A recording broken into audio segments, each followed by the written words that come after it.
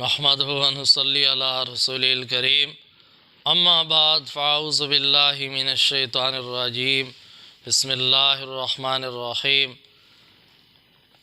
برادران اسلام، انشاءاللہ آج کی مجلس میں آپ حضرات کے سامنے حضرت موسیٰ علیہ السلام کا ایک عجیب و غریب واقعہ بیان کیا جائے گا۔ حضرت موسیٰ علیہ السلام اللہ تعالیٰ سے ہم کلام ہوتے تھے تو عجیب و غریب سوالات بھی کرتے تھے۔ ایک دفعہ حضرت موسیٰ علیہ السلام نے اللہ تعالیٰ سے عرض کی، یا اللہ جنت میں میرا ساتھی کون ہوگا؟ جنت میں میرا ساتھی کون ہوگا؟ اللہ تعالیٰ نے ارشاد فرمایا، جنت میں تیرا ساتھی ایک کسائی ہے، وہ ہوگا۔ تیرا جنت کا ساتھی ایک کسائی ہے، وہ تیرا ساتھی ہوگا۔ اللہ تعالیٰ نے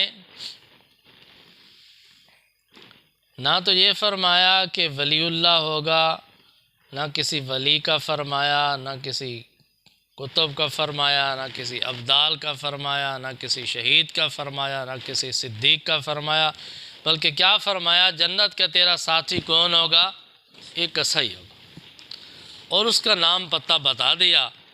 حضرت موسیٰ علیہ السلام بھی بڑے حیران ہوئے کہ اللہ تعالیٰ نے ایک کسائی کو جنت میں میرا ساتھی بنا دیا ہے تو کسائی، لیکن ضرور اس کا کوئی عمل ایسا ہے جو اللہ تعالیٰ کو بہت پسند ہے۔ حضرت موسیٰ علیہ السلام بازار میں تشریف لے گئے، نام پتے کے مطابق پہنچے تو دیکھا کہ ایک کسائی نے پھٹا لگایا ہوا ہے اور گوشت بیچ رہا ہے۔ موسیٰ علیہ السلام وہاں پر پہنچ گئے، تشریف لے گئے، دیکھا کہ وہ تو کسائی ہے اور گوشت بیچ رہا ہے۔ موسیٰ علیہ السلام بھی ساتھ جا کر بیٹھ گئے۔ اب وہ کسائی موسیٰ علیہ السلام کو پہچانتا نہیں ہے کہ یہ کون ہے۔ حضرت موسیٰ علیہ السلام اس جستجو میں تھے کہ یہ عمل کون سا کرتا ہے جو اللہ کو بہت پسند ہے۔ تو سارا دن دیکھتے رہے، وہ گوشت بیچتا رہا، اور جب شام کا وقت ہوا تو دیکھا کہ اس کسائی نے گوشت کا ایک بہترین ٹکڑا بچایا ہوا ہے، اس کو تھیلی میں ڈالا اور گھر کی طرف چل پڑا۔ موسیٰ علیہ السلام بھی ساتھ چل پڑے اور فرمایا کہ آج میں آپ کا مہمان ہوں۔ انہوں نے کہا ٹھیک ہے۔ اب اس کو پتہ نہیں کہ یہ مہمان کیوں ہے ہمارا۔ حضرت موسیٰ علیہ السلام اس کے ساتھ جا رہے ہیں۔ وہ جب گھر پہنچا تو چارپائی پر ایک بوڑھی اماں سوئی ہوئی تھی۔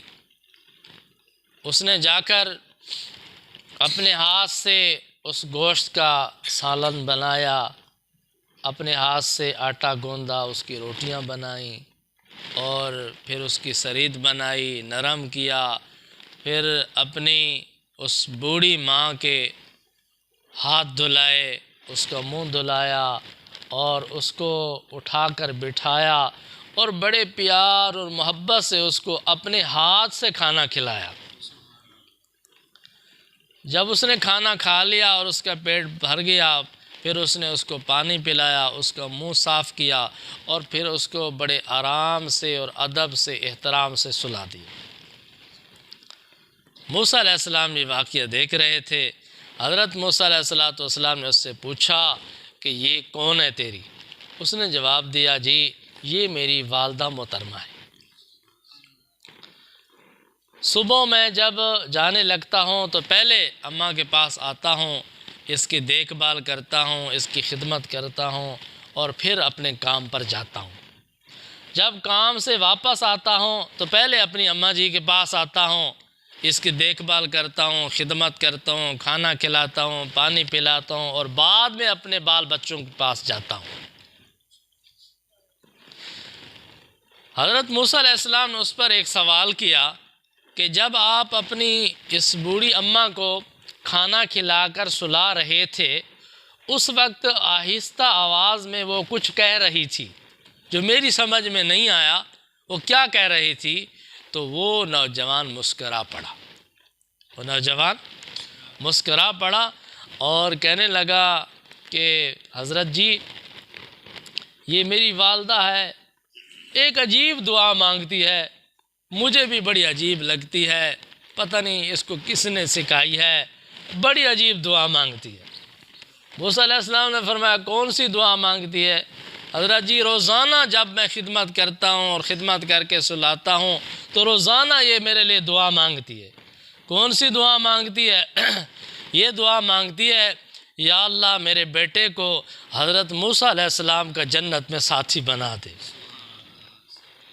میں کہاں کسائی گناہ گار بندہ، کہاں حضرت موسیٰ علیہ السلام، اللہ کے نبی کلیم اللہ پیغمبر، ان کا شان ان کا مقام کہاں، اور کہاں میں کسائی، میں گناہ گار بندہ، اور میری اماں بڑی عجیب دعا روزانہ مانگتی ہے، کہتی ہے اللہ تجھے موسیٰ علیہ السلام کے جنت میں ساتھی بنا دے۔ تو حضرت موسیٰ علیہ السلام نے اس نوجوان کو سینے سے لگایا اور فرمایا تیری ماں کی دعا قبول ہو چکی ہے۔ میرے بھائی اور دوستو دیکھو ماں کی دعا نے کہاں سے اٹھایا اور کہاں تک پہنچا دیا، کہاں کسائی گناہ گار بندہ اور کہاں ماں کی دعا نے اسے جنت میں حضرت موسیٰ علیہ السلام کا ساتھی بنا دیا۔ تو کتنی قیمتی چیز ہے ماں کی دعا۔ اس لیے میرے بھائی اور دوستو جن کی ماں زندہ ہے ان کی خدمت کر کے ان سے دعائیں لیا کرو، ماں باپ کی خدمت کر کے ان سے دعائیں لو، اور اگر ماں باپ وفات پا چکے ہوں تو ان کے لیے استغفار کریں، ان کے لیے دعائیں کریں، تاکہ آپ ان کے لیے دعائیں کریں گے، استغفار کریں گے تو فرما بردار لوگوں میں شمار ہوں گے۔ تو دعا ہے کہ اللہ تعالیٰ ہم سب کو اس واقعے کے مطابق اپنے ماں باپ کی خدمت کرنے کی، دعائیں لینے کی توفیق عطا فرمائیں۔ وآخر دعوانا ان الحمد للہ رب العالمین۔